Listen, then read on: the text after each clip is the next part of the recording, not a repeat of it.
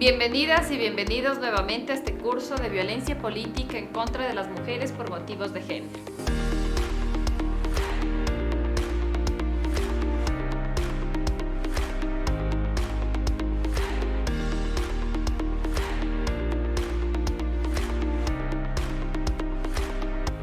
La violencia política por motivos de género, al tener como objetivo menoscabar el potencial político de una mujer en los diversos ámbitos que se ejerce la política, de modo principal se dirige hacia ella. No obstante, con el ánimo de perjudicarla, puede tener también destinatarios a colectivos, es decir, la violencia política puede dirigirse hacia individuos o grupos. En ese sentido, es necesario distinguir entre las siguientes víctimas. Víctimas directas. Estas pueden ser una o varias mujeres en el ejercicio de sus derechos políticos electorales, pueden ser aspirantes a un puesto de elección popular, candidatas, militantes, mujeres en el ejercicio de un cargo, integrantes de sindicatos, ONGs y organizaciones políticas, entre otras. 2. Víctimas indirectas, familiares o personas vinculadas a la víctima directa. 3. Víctimas de un grupo. Los grupos, comunidades u organizaciones sociales que son afectadas en sus derechos, intereses o bienes jurídicos como resultado de la comisión de un delito o violación de sus derechos. Y 4. Víctimas potenciales. Son las personas cuya integridad física o derechos peligren por prestar asistencia a la víctima, ya sea por impedir o detener la violación de derechos o la comisión de un delito.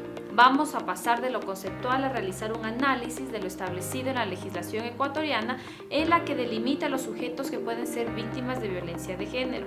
Los sujetos pasivos de la violencia política, tanto la Ley Orgánica para prevenir y erradicar la violencia contra las mujeres, como el Código de la Democracia, identifican los sujetos pasivos de violencia política, es decir, quienes pueden ser víctimas de esta forma de violencia y discriminación. En primer término, como ya se ha analizado, esa condición pueden tener las mujeres que, por ser sujetos de protección de la ley para la erradicación de la violencia y por la redacción del Código de la Democracia, en que se usa el femenino para la individualización de los sujetos pasivos de la violencia política.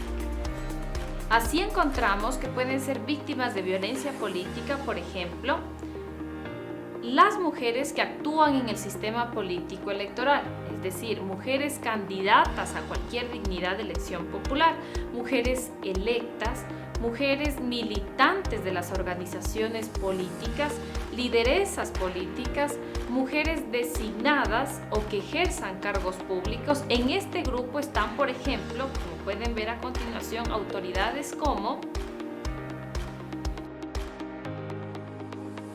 las mujeres activistas y lideresas defensoras de derechos humanos, feministas y lideresas sociales. Los agresores se consideran el sujeto activo de la violencia política, es decir, a quien se realizan los actos de violencia política.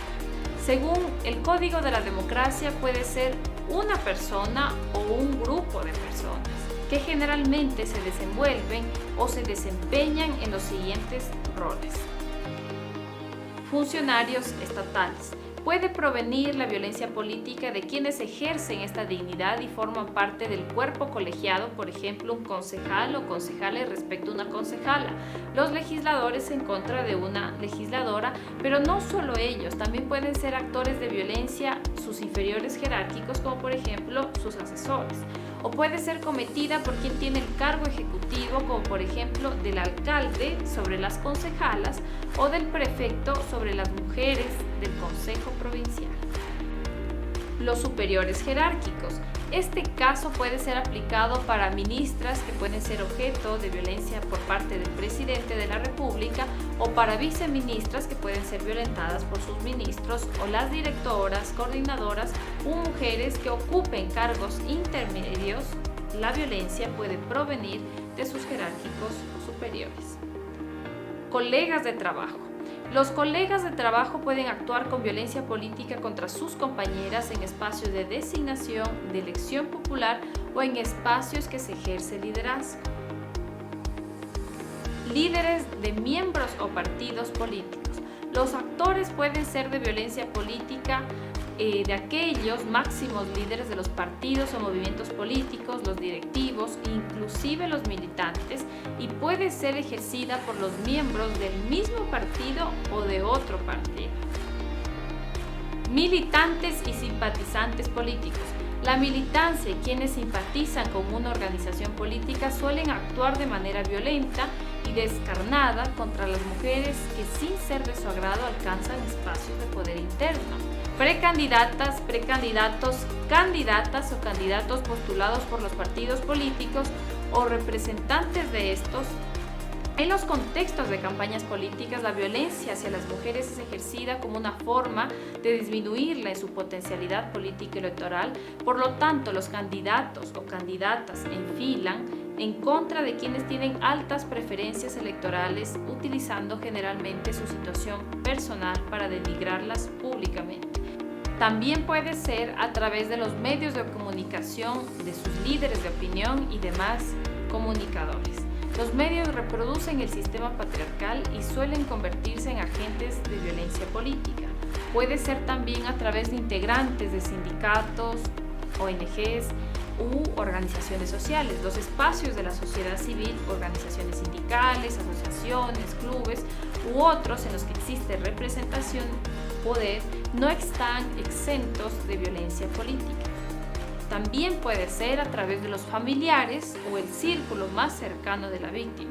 La política para las mujeres ha tenido costos muy altos. Entre quienes reprochan y agreden a las mujeres por su vida política están sus familiares, especialmente sus cónyuges.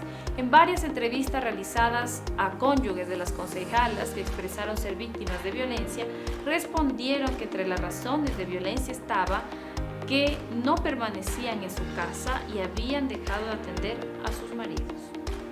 Y finalmente, la ciudadanía en general. Recuerden el hecho que una alcaldesa en Ecuador se la juzgó por sus decisiones personales y se viralizaron mensajes agresivos que no provenían de líderes políticos, sino de líderes de opinión, de medios de comunicación, de redes sociales, en la que participaba la ciudadanía en general. Las mujeres sufren violencia política de manera permanente y lo que buscamos a través del presente curso es combatirla y erradicarla por completo. Gracias por acompañarnos hasta aquí. Nos vemos pronto en el siguiente capítulo. Esta es una iniciativa de nuestra Escuela de Formación Guarmis Empoderadas. Si quieres más información de nuestros cursos, ingresa a www.megamujeres.org. Síguenos en nuestras redes sociales: Facebook, Twitter, Instagram y WhatsApp.